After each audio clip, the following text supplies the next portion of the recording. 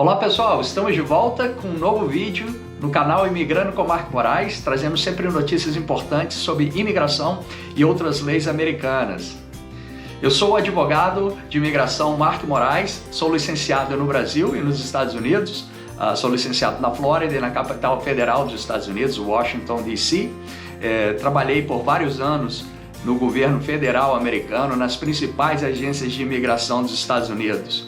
Fui policial federal, oficial de imigração e fronteira no Aeroporto Internacional de Miami, fui oficial de julgando benefícios imigratórios, fui também oficial de asilo político e refugiados, julgando esses tipos de pedidos, além de ter sido promotor de imigração nas cortes de imigração dos Estados Unidos. Hoje nós vamos tratar da situação em que uma pessoa venha ter um visto negado no consulado. Você vai até o consulado americano, no Brasil, por exemplo, vai aplicar para um visto de turista ou de estudante e venha saber naquele momento que seu visto foi negado.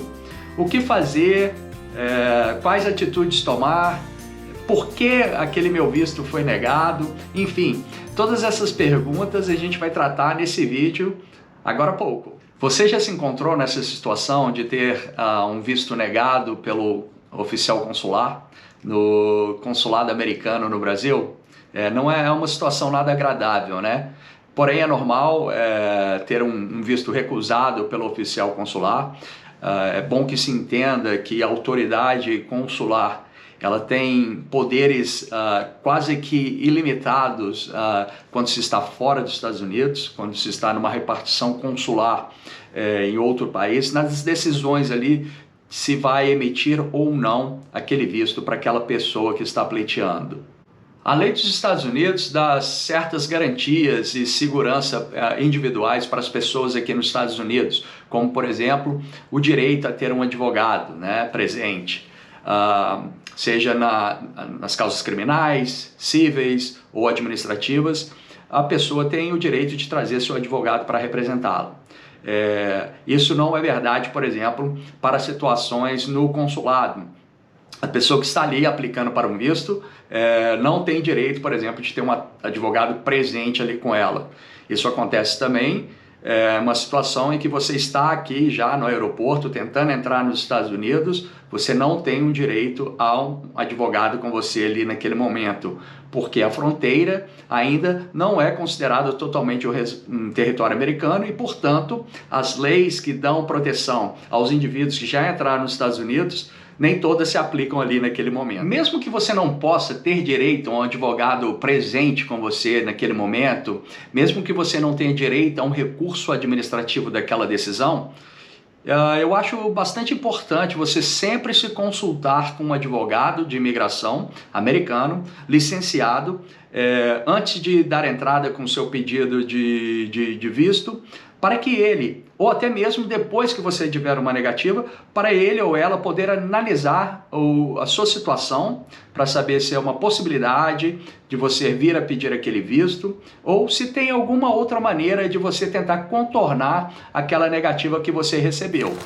Apesar daquela pessoa que está pleiteando aquele visto naquele momento não ter tantos direitos, ela sim tem o direito de saber o motivo da recusa. Então é importante que o oficial consular informe a pessoa do motivo da recusa, nem que seja através de um simples código que eles utilizam, o código da lei do Immigration Nationality Act, informando o porquê que negou aquele visto. Nem que seja uma coisa superficial, a pessoa tem o direito de ser informada ali o motivo da recusa.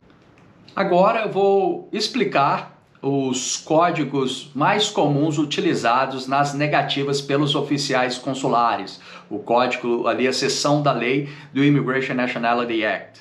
Uma seção da lei do Código de Imigração e Cidadania dos Estados Unidos, que é comumente utilizada para negar certos tipos de visto, é a seção 212A do Código de Immigration Nationality Act, que trata das razões ou graus de inadmissibilidade.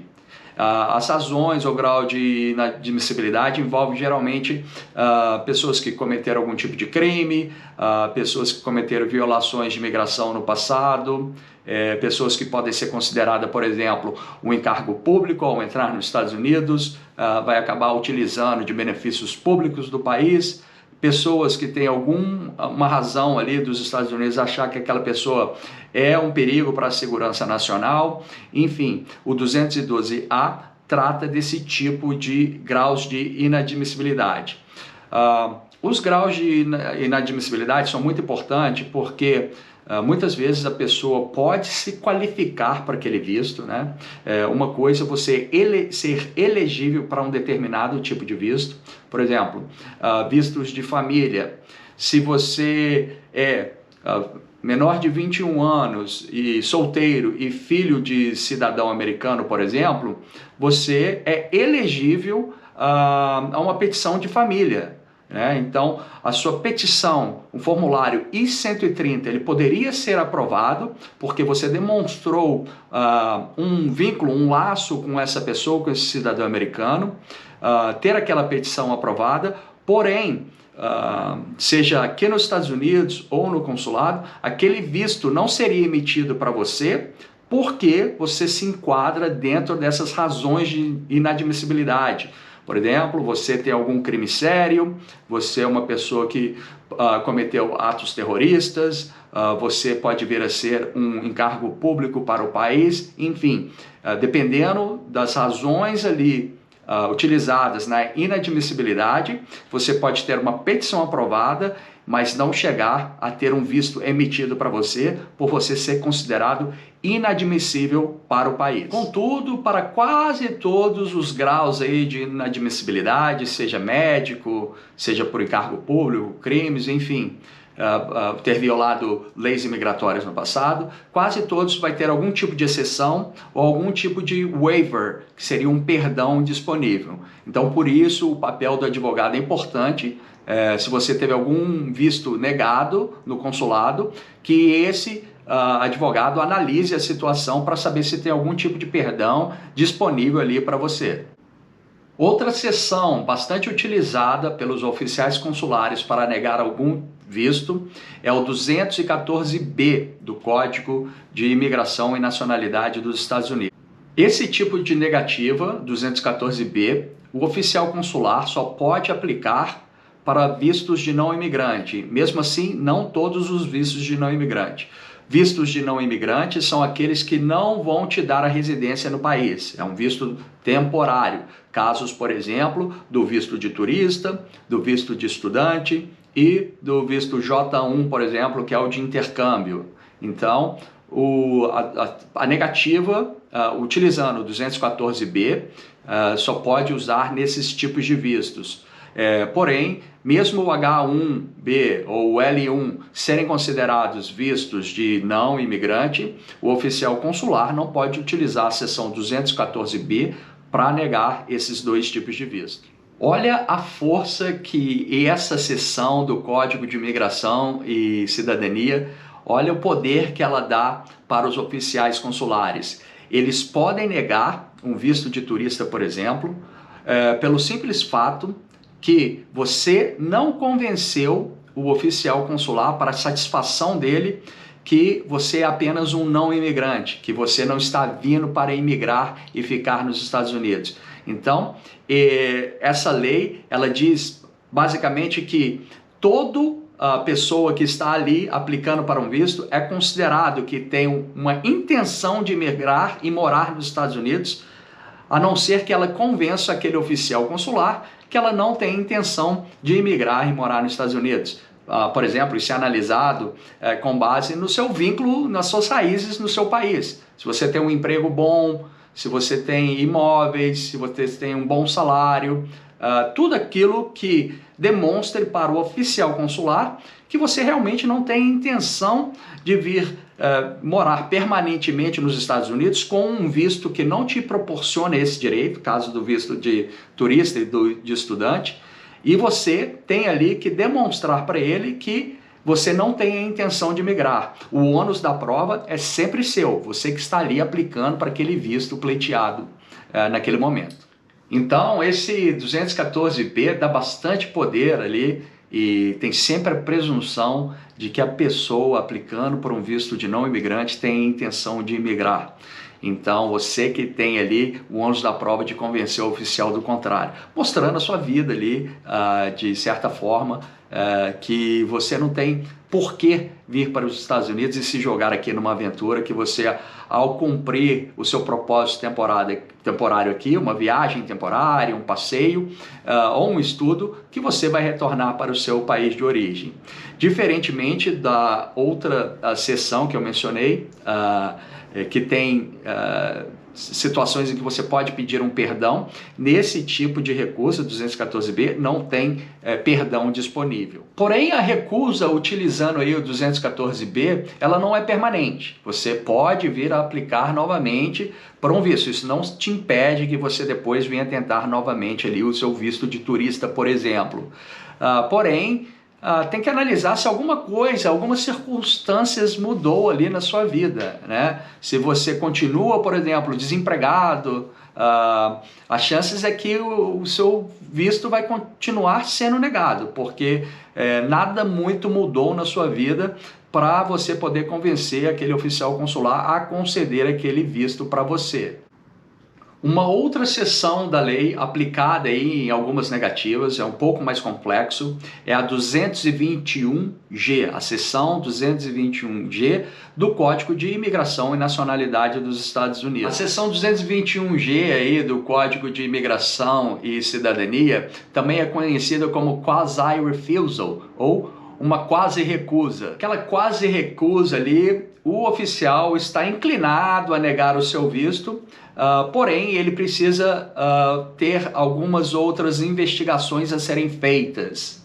Então, quando você recebe uma decisão de 221G, uma quasi-recusa, na verdade, seu caso fica meio que suspenso, até que seja decidido se vai ser emitido aquele visto ou se vai ter uma recusa definitiva.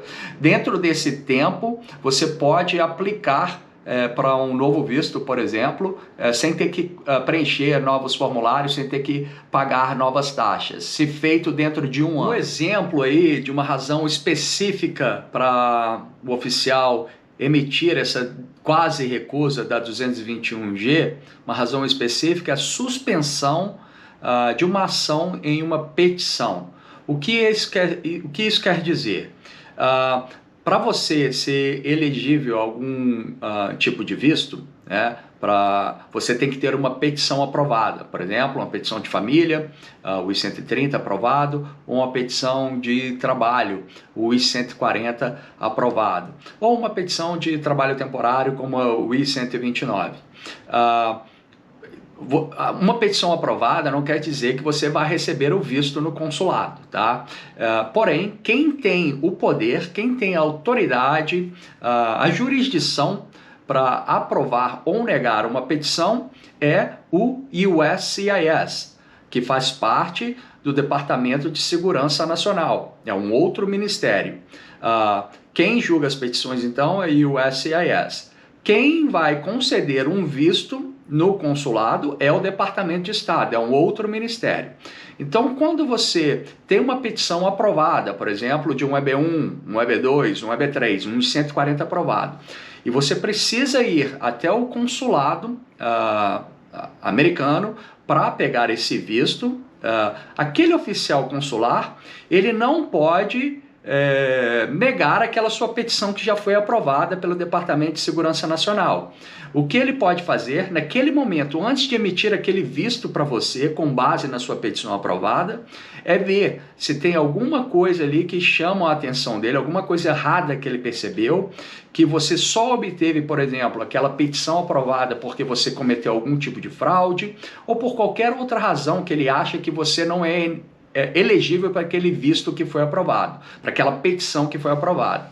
Então, o que ele pode fazer é colocar as razões dele, por que ele acha que você não deve receber essa petição, e enviar de volta para o oficial, para o USCIS, para ele reanalisar, com base agora nas anotações que o oficial consular fez, e falar, olha, essa pessoa não é elegível para esse visto por isso, por isso e por isso. Cometeu fraude, ou ele não tem aquele especialidade que ele falou que ele tinha, enfim, qualquer que seja a razão, o oficial consular não pode revogar aquela petição, porém, ele pode emitir um memorando para aquele oficial reanalisar o seu caso, e esse oficial, quando ele recebe esse memorando do Departamento de Estado, ele vai analisar e pode emitir agora uma intenção de revogar a petição que ele mesmo aprovou, né? E vai te dar a oportunidade de explicar por que não deveria ser revogado.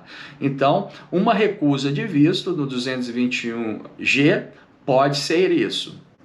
E como funciona os pedidos de reconsideração depois de uma recusa ou o reenvio de uma aplicação depois de uma recusa? Nos casos de vistos de imigrante, aqueles que vão te levar a um green card, a pessoa tem até 1 ano depois da recusa para entrar com um pedido de reconsideração. Se 1 ano se passar depois da recusa, aí ela tem que entrar com um novo pedido. Então, para os vistos de imigrante, se tiver uma recusa, se tiver uma negativa, existe a possibilidade de fazer um pedido de reconsideração. Então, acho que o advogado aí seria muito importante para apresentar todos os argumentos que ele acha que teve ali de erro do oficial consular ao submeter ali o seu pedido de reconsideração. Contudo, esses pedidos, essa disponibilidade de fazer um pedido de reconsideração só existe em casos de negativas de vistos de imigrante, em casos de negativa de visto de residência permanente. Para os casos de não imigrante, turista, estudante, as recusas ali não tem pedidos de reconsideração disponível. O que tem a ser feito é apenas um envio de uma nova aplicação para ver se agora o oficial aprova o seu pedido. Você viu que no início aí do vídeo eu mencionei que não existe uma apelação, um recurso administrativo propriamente dito. Recursos administrativos têm todo um procedimento a ser seguido, as pessoas, os oficiais ali têm que seguir um procedimento específico. Isso não existe em nível consular. O que existe é um pedido de revisão do supervisor.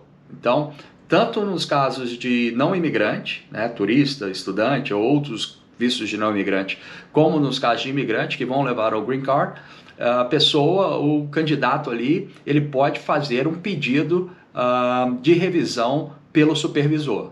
A revisão, por exemplo, dos vistos de não imigrante, a lei determina que deve ser feito assim que possível, né? Ou logo em seguida da recusa ali pelo oficial consular. A lei determina, o manual ali de Relações Exteriores determina também que se o candidato ali, o solicitante, ele deu indícios que ele quer enviar mais documentação para demonstrar a habilidade dele de conseguir aquele visto, então o Departamento de Estado ali teria até 120 dias para julgar aquele caso ali. Então, na situação em que você teve uma negativa ali do seu visto de não imigrante, por exemplo, você resolve fazer um pedido de revisão pelo supervisor daquele oficial que negou o seu caso. O supervisor, naquele momento, ele tem 3 opções. Ele pode ou confirmar aquela negativa, concordar com o oficial e confirmar a negativa do seu pedido de visto, ou ele ali, uma situação aí que ele não sabe direito como proceder, ele pode pedir um parecer do Departamento de Estado, né, para saber como proceder naquela situação ali. Ou ele pode tomar a responsabilidade para si, reavaliar o caso e decidir por uma aprovação daquele pedido de visto, por exemplo. Lembra naquele caso que eu falei da seção 214B, que o oficial consular pode negar o caso pelo simples motivo que ele achou que você não convenceu ele, que você não tinha uma intenção de migrar para os Estados Unidos? Se a recusa do oficial consular foi com base na seção 214B, o seu pedido de revisão para o supervisor, ele não pode dar uma decisão diferente, ou seja, aprovar o seu caso, sem antes reentrevistar o candidato. Então, se o supervisor está inclinado, por exemplo, a aprovar o seu pedido, ele não pode fazê-lo sem antes chamar para uma entrevista. Portanto, um advogado aí é muito importante para te auxiliar se vale a pena fazer um pedido de revisão pelo supervisor, ou se até mesmo como preparar, como elaborar, quais os elementos da lei colocar ali no pedido de revisão para o supervisor revisar o seu caso e, quem sabe, reverter essa decisão. Outra situação que a participação, o envolvimento de um advogado é muito importante, um advogado de imigração, você consultar. Você lembra que eu disse lá no início que não existe um recurso administrativo, uma apelação administrativa tradicional em caso de negativa pelo consulado do seu visto. Porém, existe uma maneira de você pedir a opinião do Departamento de Estado sobre a decisão de negativa daquele oficial. O seu advogado, naquele momento, ele vai analisar se seria uma boa ideia enviar o seu caso para o chamado Visa Office, que é uma divisão de opiniões consultivas aí do Departamento de Estado, que você pode enviar o caso para eles e pedir uma opinião, né? Não é uma apelação, não é um recurso, é uma opinião se aquilo que ocorreu está dentro da lei, né? Naquele momento ali, esse órgão ele não vai revisar matéria de fato. Se com base apenas em fatos aquele oficial consular resolveu negar o seu pedido, esse órgão que daria um parecer, ele não vai revisar isso. Ele só revisa se houver alguma falha, alguma má aplicação da lei no seu caso. Então, análise de matéria de fato, a decisão do oficial consular aí quase que está sacramentada. Porém, se conseguir demonstrar que houve uma má aplicação da lei ali no seu caso, esse escritório, Visa Office, poderia emitir uma opinião, um parecer, e essa opinião, esse parecer, ela tem poder em cima desse oficial consular. Então é isso, pessoal, chegamos ao final de mais um vídeo, mais um episódio aí do canal Imigrando com Marco Moraes, trazendo essa notícia aí sobre o que acontece quando seu visto é negado no consulado, quais as razões que um oficial consular negaria o seu visto, se tem alguma maneira de reverter isso. Então a gente tratou de tudo isso hoje, espero que tenham gostado. Não se esqueçam aí de inscrever no meu canal, curtir, compartilhar com amigos, com familiares, para que o canal vai tomando uma dimensão maior e eu poder continuar trazendo essas informações para você. Muito obrigado e nos vemos na próxima.